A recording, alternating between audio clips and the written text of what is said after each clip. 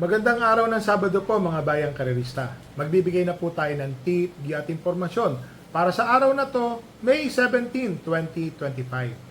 Tara!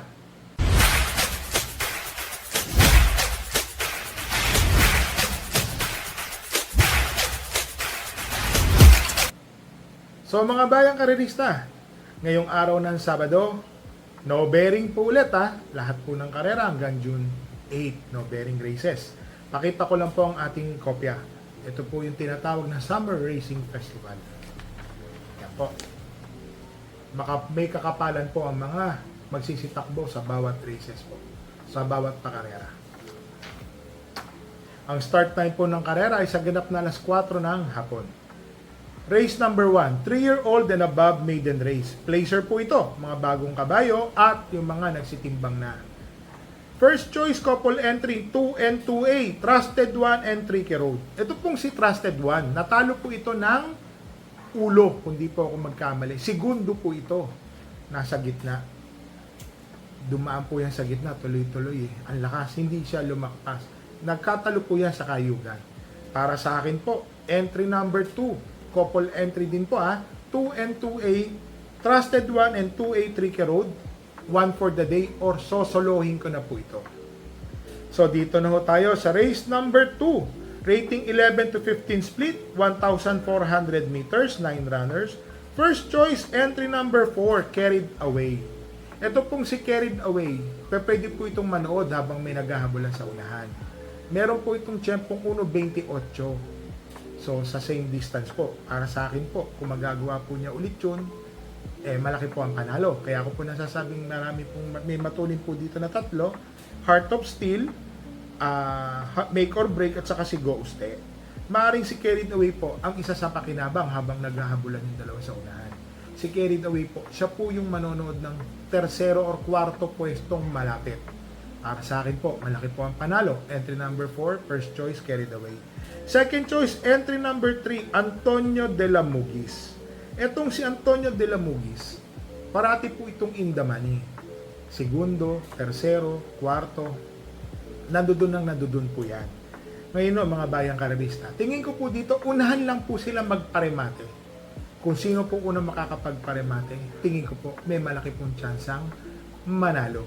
Kasi para sa akin, ito pong si Antonio de la Mugis, umentado po ito sa mga bawat tiyempong tinatakbo niya. Kaya na sinabi ko sa inyo, segundo, tersero, malaki po ang tsansang manalo. Second choice ko po yan. Naglagay po ako ng third choice. Entry number 9, Make or Break. Ito pong si Make or Break sa same distance, meron din po itong 1.27 hanggang 1.28 medya.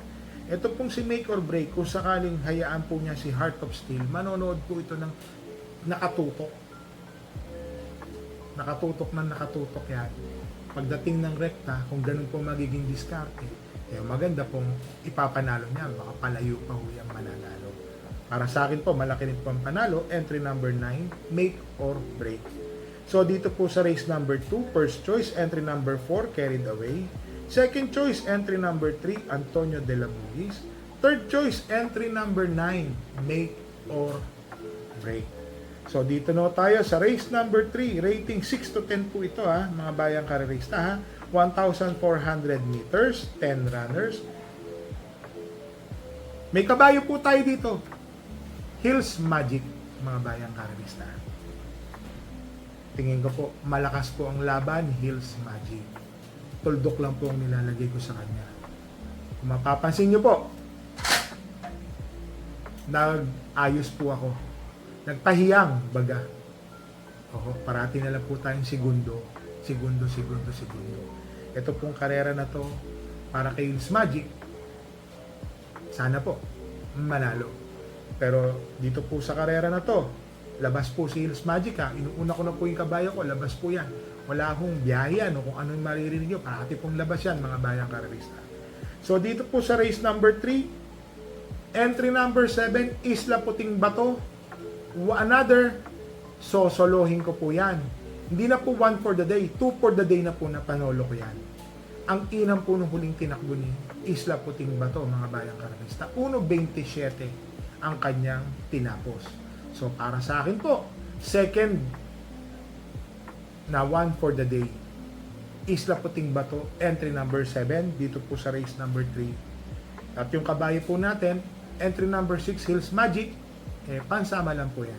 Tingin ko po, tsamban-tsamban na lang po yan.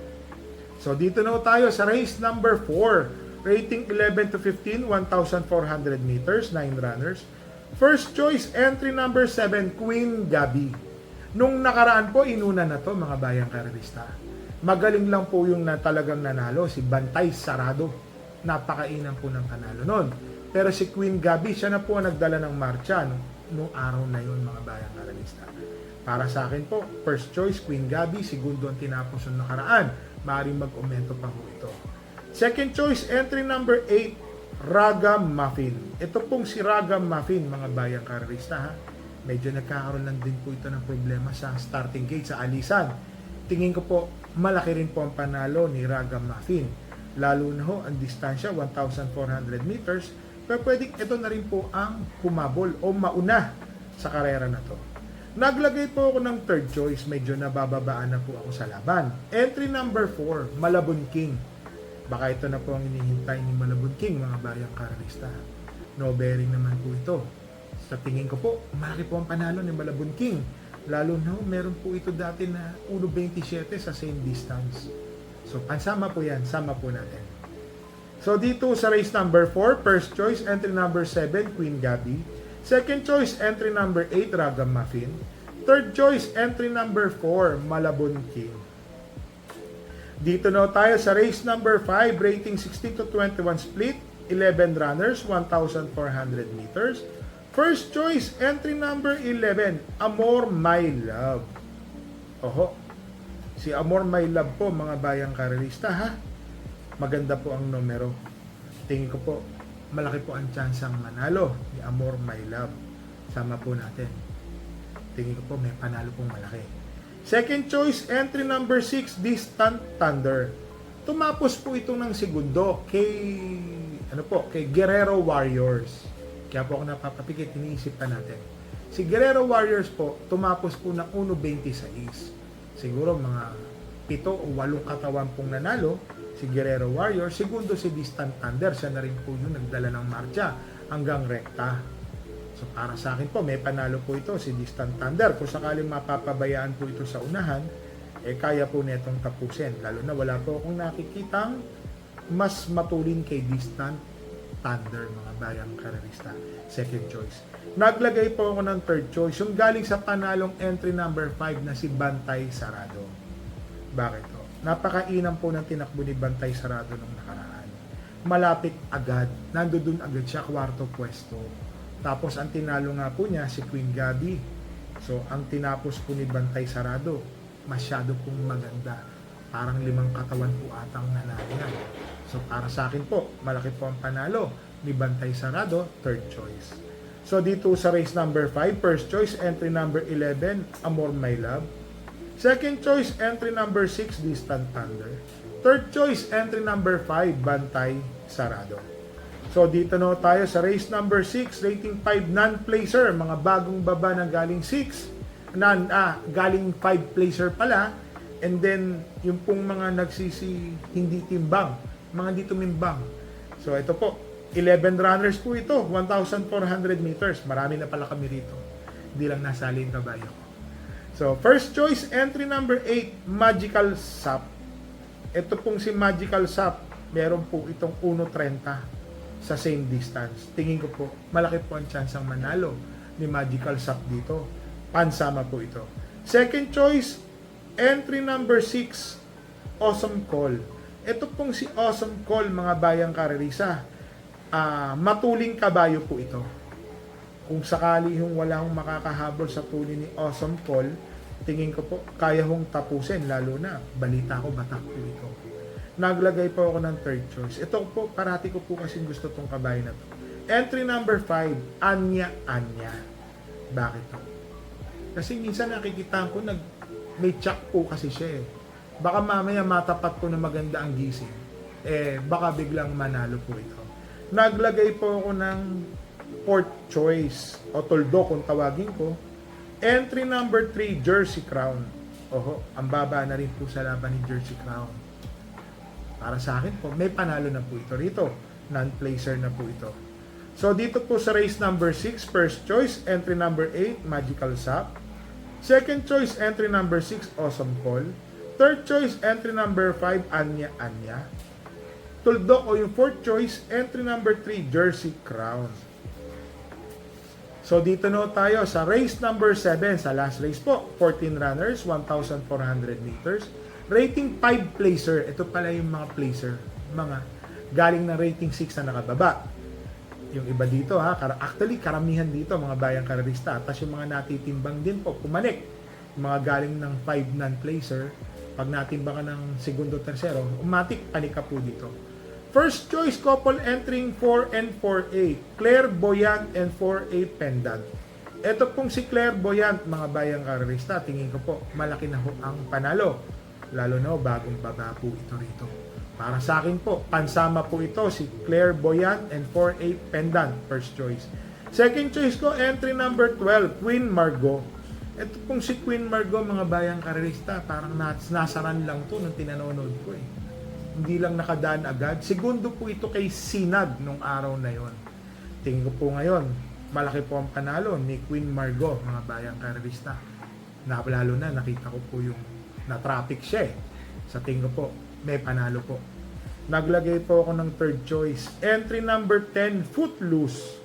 Ito pong si Footloose, mga bayang karerista. Pare-pares lang po kasi ang kanilang mga chinechempo. 1:31 hanggang 1:30 hanggang 1:31. Tingin ko, nandoon lang naman po. Tingin ko, pare-pares po itong may panalo.